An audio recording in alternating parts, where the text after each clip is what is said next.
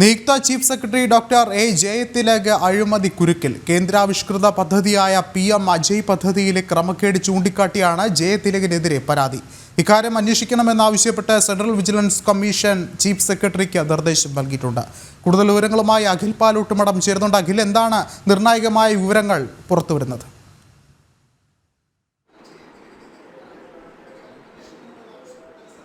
വിഷ്ണു, കേന്ദ്ര ഫണ്ട് വിനിയോഗം നടത്തിയ IAS ഉദ്യോഗസ്ഥർ സംസ്ഥാന സർക്കാരിന് കീഴിലായതുകൊണ്ടാണ് പ്രവർത്തിക്കുന്നവരാണ്. അതുകൊണ്ടാൽ സെൻട്രൽ വിജിലൻസ് കമ്മീഷന് നേരിട്ട് അധികാരപരിധിയിൽ വരാത്തതുകൊണ്ട് തന്നെ കേസെടുക്കുന്നതിൽ ചില ബുദ്ധിമുട്ട് ഉള്ളതുകൊണ്ടാണ് കൊല്ലം സ്വദേശിയായ ജെ ബെൻസി സമർപ്പിച്ച പരാതിയെ തുടർന്ന് തുടർ നടപടികൾ സ്വീകരിക്കുന്നതിലേക്ക് വേണ്ടി ചീഫ് സെക്രട്ടറിയെ ചുമതലപ്പെടുത്തിയിരിക്കുന്നത്. ഡോക്ടർ എ ജയതിലക്, ഗോപാലകൃഷ്ണൻ എന്നീ IAS ഉദ്യോഗസ്ഥരാണ് 58.25 കോടി രൂപയുടെ ക്രമക്കേട് നടത്തിയതായി ഇപ്പോൾ ഈ പരാതിയിൽ പറയുന്നത്. PM അജയ് പദ്ധതിയിൽ കീഴിലുള്ള പണം വ്യാജമായി പരിശീലന പദ്ധതികൾക്കും കൃത്രിമ രേഖകൾ, ബിനാമി സ്ഥാപനങ്ങൾ എന്നിവയുടെ ദുരുപയോഗം ചെയ്ത് പരാതിയിൽ ആരോപിക്കുന്നുണ്ട്. മത്സരാധിഷ്ഠിതമായിട്ടുള്ള ടെൻഡർ നടത്താതെയാണ് ഏവിയേഷൻ ലോജിസ്റ്റിക്കുമായി ബന്ധപ്പെട്ട കരാറുകൾ സ്വകാര്യ കമ്പനിക്ക് നൽകിയതെന്നും ഈ വിവരാവകാശ രേഖകളിൽ ഇപ്പോൾ പറയുന്നുണ്ട്.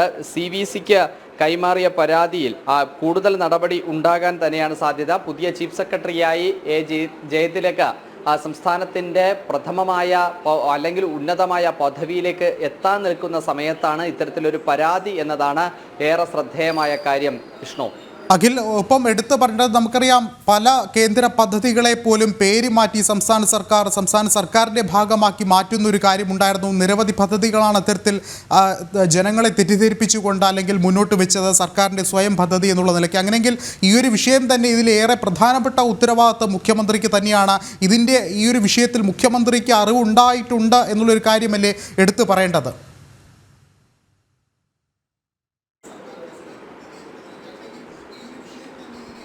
മുഖ്യമന്ത്രി കാര്യം അറിഞ്ഞോ എന്നുള്ള കാര്യത്തിൽ സംശയമുണ്ട്. കാരണം ഈ പട്ടികജാതി വികസന വകുപ്പ് എന്ന് പറയുന്നത് മുഖ്യമന്ത്രിയുടെ കീഴിൽ വരുന്ന ഒരു വകുപ്പല്ല. എന്നാൽ സംസ്ഥാനത്തെ എല്ലാ വകുപ്പുകളിലും മുഖ്യമന്ത്രി കൈകാര്യം ചെയ്യുന്നത് കൊണ്ട് അല്ലെങ്കിൽ കൈകടത്തുന്നത് കൊണ്ട് ഈ കാര്യവും മുഖ്യമന്ത്രി അറിഞ്ഞിരിക്കാം എന്ന് തന്നെ നമുക്ക് പറയേണ്ടി വരും. എന്തായാലും പട്ടികജാതി വിഭാഗത്തിൽപ്പെടുന്ന അവർക്കുള്ള കേന്ദ്ര പദ്ധതിയായിട്ടുള്ള PM അജയ് പദ്ധതിയാണ് ഇപ്പോൾ ഇത്തരത്തിലൊരു ബിനാമി പേരിലൂടെ വകമാറ്റി ചെലവഴിക്കാൻ വേണ്ടി ഒരു ഉദ്യോഗസ്ഥൻ തന്നെ അല്ലെങ്കിൽ സംസ്ഥാനത്തെ പ്രധാനപ്പെട്ട IAS ഉദ്യോഗസ്ഥർ തന്നെ നേതൃത്വം നൽകി എന്നതാണ് ഏറ്റവും ഇതിൽ പ്രധാനപ്പെട്ട ഒരു കാര്യമായി നമുക്ക് മനസ്സിലാക്കാൻ സാധിക്കുന്നത്. ഇതിൽ മറ്റൊരു കാര്യം കൂടി ചേർത്തു പറയാനുള്ളത്, ഈ പദ്ധതിയുടെ ഗുണഭോക്താക്കൾ എന്ന് പറയുന്നത് സാധാരണക്കാരായിട്ടുള്ള പിന്നോക്ക വിഭാഗക്കാരാണ്.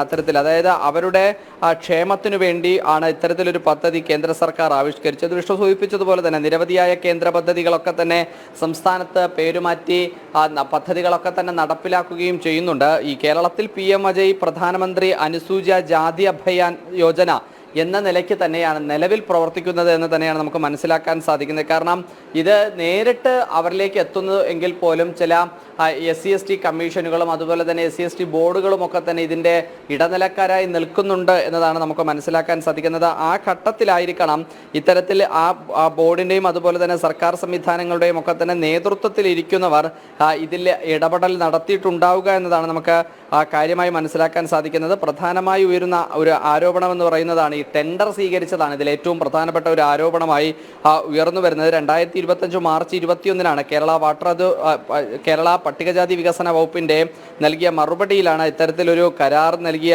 ടെൻഡർ കമ്പനിയിൽ ഒരു പ്രക്രിയയൊന്നും നടന്നിട്ടില്ല എന്നുള്ളത് പുറത്തു വരുന്നത്. അതിൻ്റെ പശ്ചാത്തലത്തിലാണ് അന്ന് SC/ST വകുപ്പിൻ്റെ ഡയറക്ടറായിരുന്ന A ഗോപാലകൃഷ്ണൻ IAS ആണ് ഇതിന് കൂടുതലായി ഇതിന് കൂട്ടുന്നത് എന്നും ഈ പരാതിയിലൊക്കെ തന്നെ പറയുന്നുണ്ട്. വിഷ്ണു, എന്തായാലും സാമൂഹ്യനീതി